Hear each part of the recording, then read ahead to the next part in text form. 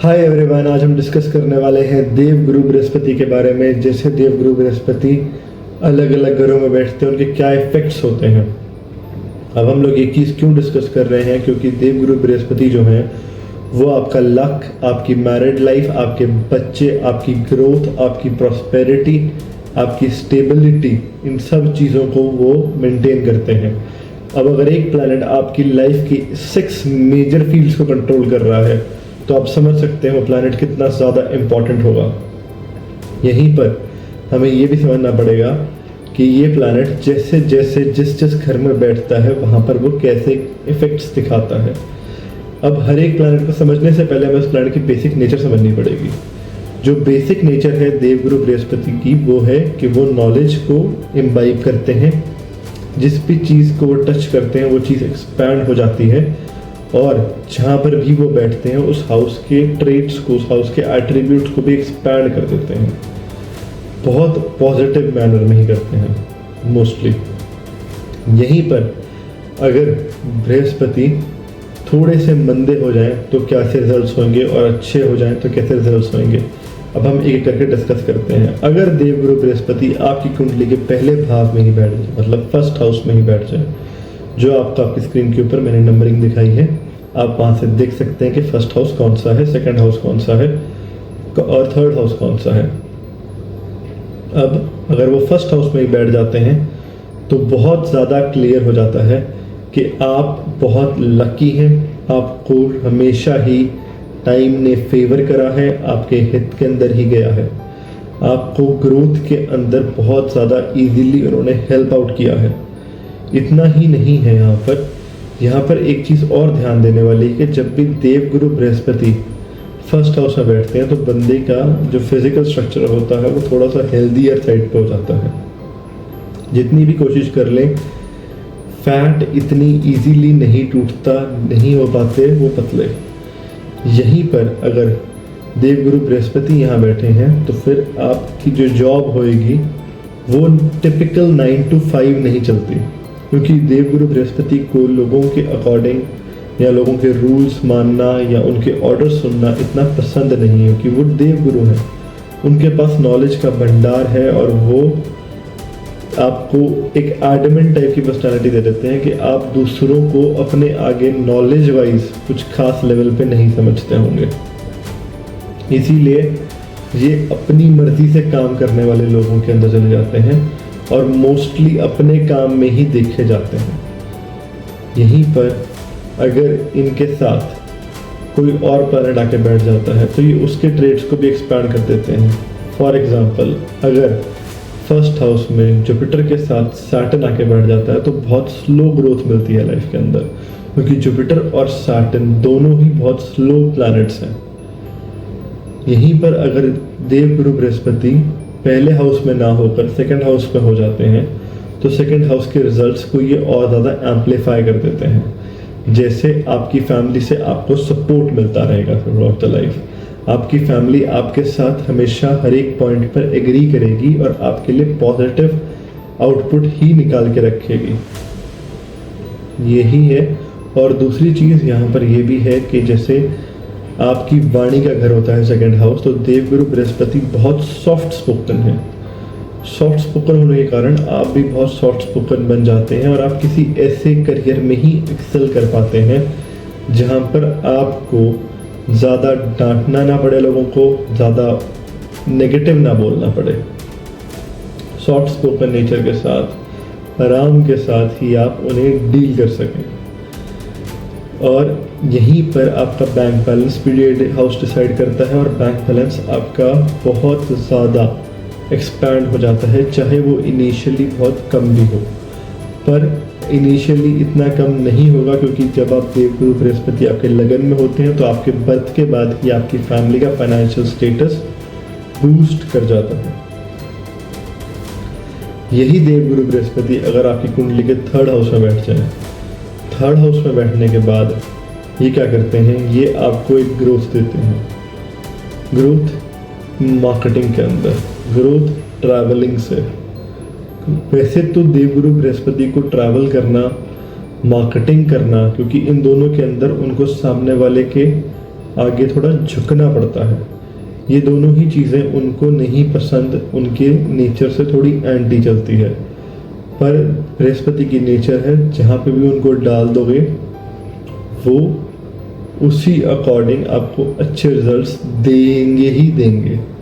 बहुत रेयर ही केसेस में होता है या तो वो डेबिलिटेटेड हो जाएं या उनके ऊपर किसी पाप ग्रह की दृष्टि आ जाए जिस कारण वो नेगेटिव रिजल्ट्स देते हैं। लेकिन यहाँ पर आपको एक सच्चे सेल्समैन की तरह देखा जाएगा, जिस पे लोग ट्रस्ट कर सकते होंगे, जिस पे लोग उसके भोलेपन को देखकर उसको ऑर्डर्स दे देते होंगे। वो ये समझते होंगे कि कोई भी धोखा दे सकता है पर ये पर्सन नहीं दे सकता, इसलिए लोग उन्हें ऑर्डर्स बहुत फ्रीली और ओपन माइंडेड तरीके से दे देते होंगे। यही देवगुरु बृहस्पति अगर आपकी कुंडली के 4th हाउस में बैठ जाए, 4th हाउस में बैठने के बाद बृहस्पति क्या करते हैं, बृहस्पति आपको प्रॉपर्टी का सुख बहुत अच्छा देते हैं। आपकी मदर के नाम पे बहुत प्रॉपर्टीज होंगी जो आपके नाम पर आएंगी उनके बाद। और अगर आपकी मदर अभी हैं तो वो थोड़ी सी हेल्दियर साइड पे ही होंगी। वो बहुत जल्दी वेट उनका लूज़ नहीं होता होगा, वो काफ़ी ज़्यादा हेल्दी हो सकती हैं। यहीं पर एक और चीज़ ध्यान देने वाली है कि बृहस्पति 4th हाउस के अंदर आकर थोड़े से आलस प्रिय हो जाते हैं, क्योंकि यहाँ पर ये जो पक्का घर है ये है मून का पक्का घर, और यहाँ बृहस्पति आकर उच्च के हो जाते हैं अकॉर्डिंग टू लाल किताब।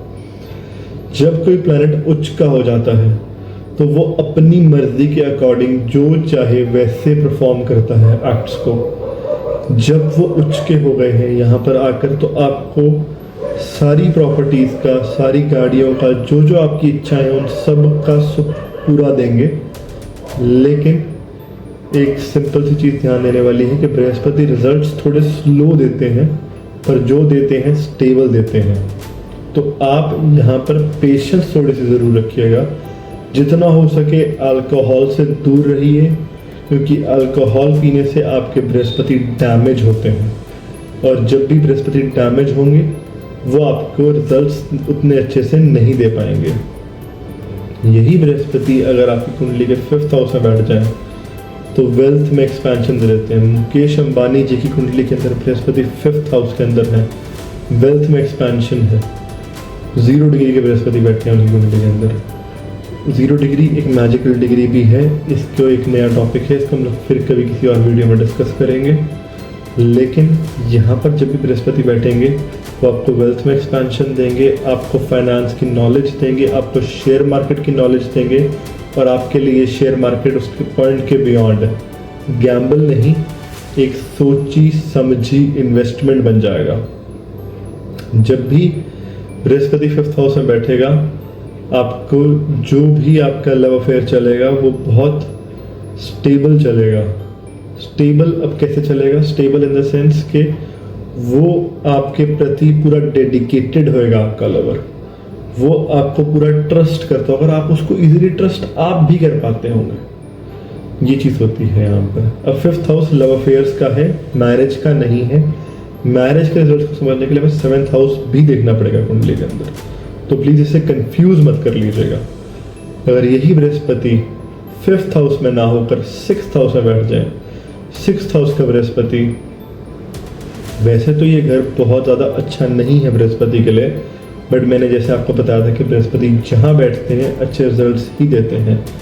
तो 6th हाउस का बृहस्पति जिस भी व्यक्ति की कुंडली के अंदर होगा, उससे कोई भी काम अगर वो ना भी करे तो भी उसके पास मनी का फ्लो कभी भी ख़त्म नहीं होगा।